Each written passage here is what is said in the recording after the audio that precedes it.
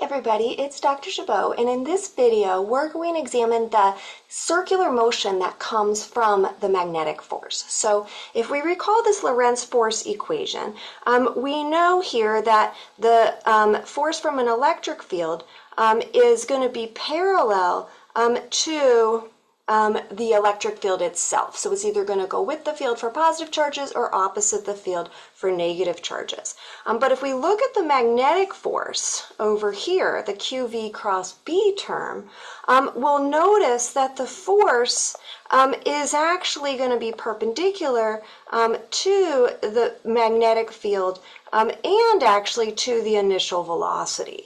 So that's going to change the type of motion that we get. So instead of just sort of accelerating something in the way that gravity does or the electric field does, instead the magnetic field is going to cause circular motion. So for now, let's assume that the electric field equals 0. So we'll look only at the magnetic field. And if we also recall the idea of work, remember that work could be written as the integral of f dot and then some ds, some path length.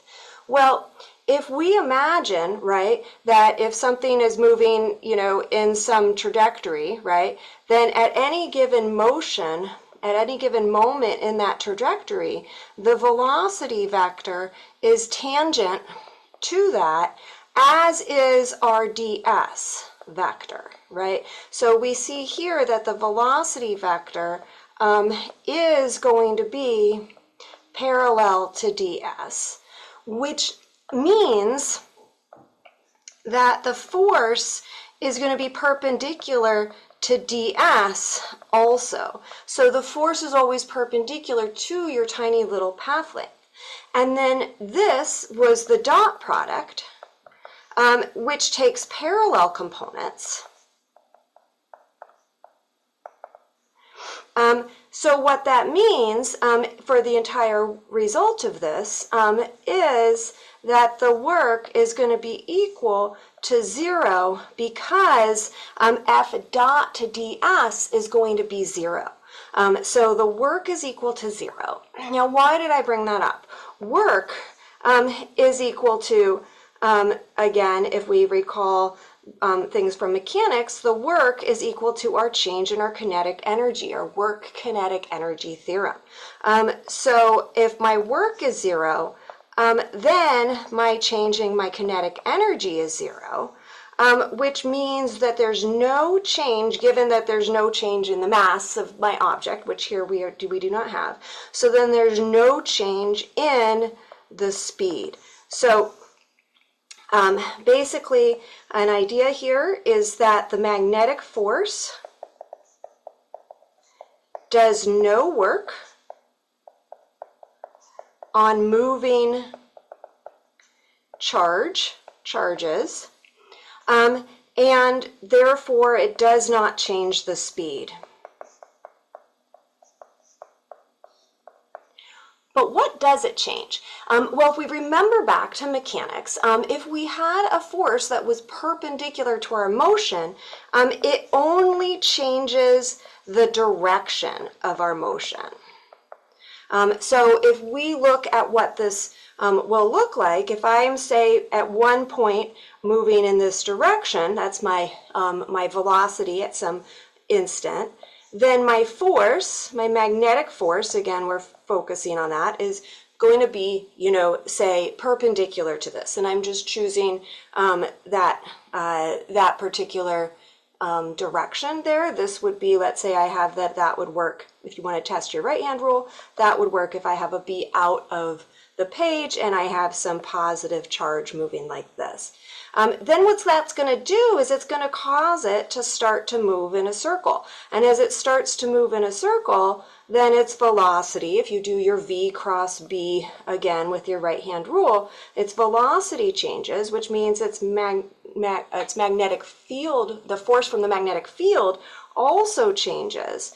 And so then we get this circular motion that we hinted at with the title of the video. So the magnetic force is the force that points towards the center of the circle as it moves in that circle. So our magnetic force is always going to point towards the center of the circle.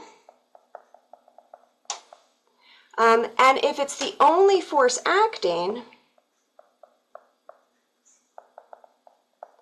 then we can do our Newton's second law with circular motion, where we take the sum of forces in the radial direction, so inward.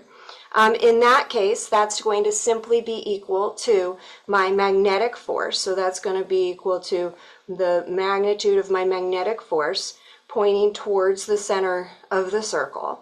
And then that is going to be equal to my mass times my acceleration, where my acceleration is my v squared over r. This is my centripetal acceleration.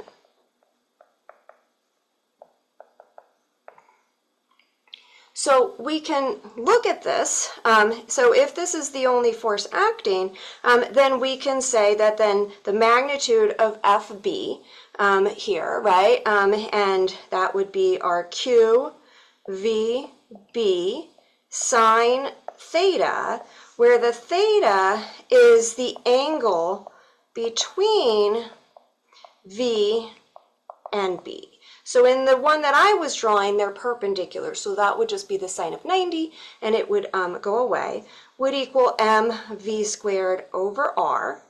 And so now I can solve this for all sorts of things. I'm going to just box this.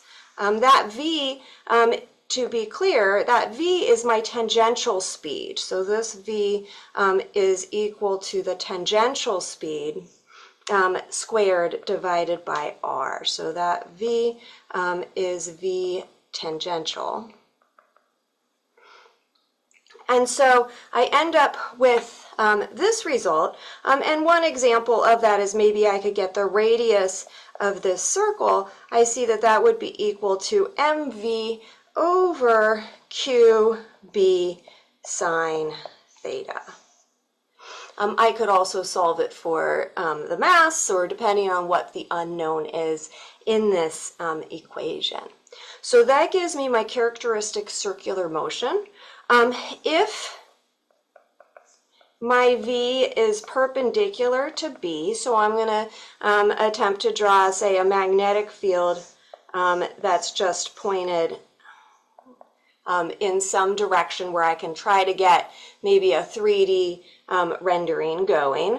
And so if I would then end up with this circular motion here, where I would end up in this case with my velocity bending around the circle and creating this circular motion. So my velocity being perpendicular to the magnetic field.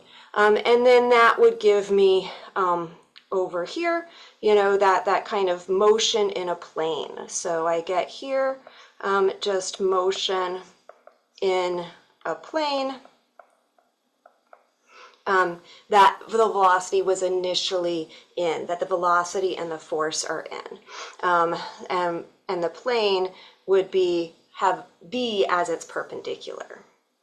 If the velocity is not perpendicular to the magnetic field, then we still get circular motion, but only in the part of the plane that is perpendicular to the magnetic field. The component of the velocity that's going to be parallel to the magnetic field is going to just continue. So we're going to then have here, say, some velocity that has now some component. This velocity has a component parallel to the magnetic field. That component stays unchanged. It doesn't speed up or slow down. It's unaffected, and it creates this helical path that is characteristic of our magnetic fields.